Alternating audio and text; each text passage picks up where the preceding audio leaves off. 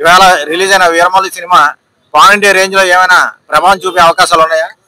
ఈ రోజు మా ఆంధ్ర రాష్ట్ర ఉప ముఖ్యమంత్రి అయిన శ్రీ కొండల పవన్ కళ్యాణ్ నటించిన మరి ఆగారు వీరమల్లి సినిమా విడుదల జరగడం జరిగింది.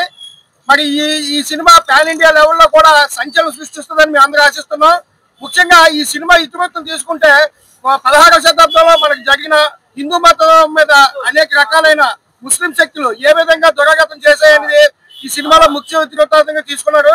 అదేవిధంగా హరిహర వీరమల్లి అనే ఒక యోధుడు ప్రజలతో ఒక పెద్ద పెద్ద పెత్తందారుల్ని కొల్లగొట్టి ప్రజలకు ఏ విధంగా పంచిపెట్టాడు అనే దాన్ని కూడా చూపించారు.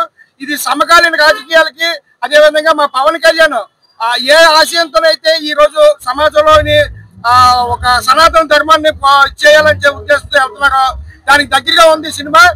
మరీ ముఖ్యంగా మరి మతాల గురించి మనం కాకపోయినా ఎంతో మంది మతోన్మాదులు ఈ రోజు ఇటీవల కాలంలో మనం చూసుకుంటే ఎక్కడో పాకిస్తాన్ తీవ్రవాదం మన విజయనగరం ఒక సిరాజ్ అనే వ్యక్తి మతోన్మాదానికి ప్రభావం అయ్యాడనే ఒక కారణం చూసుకుంటే మతాన్ని ఎంతో రకంగా ఉన్మాదులు ఉన్నారో ఈ రోజు చూస్తున్నాం.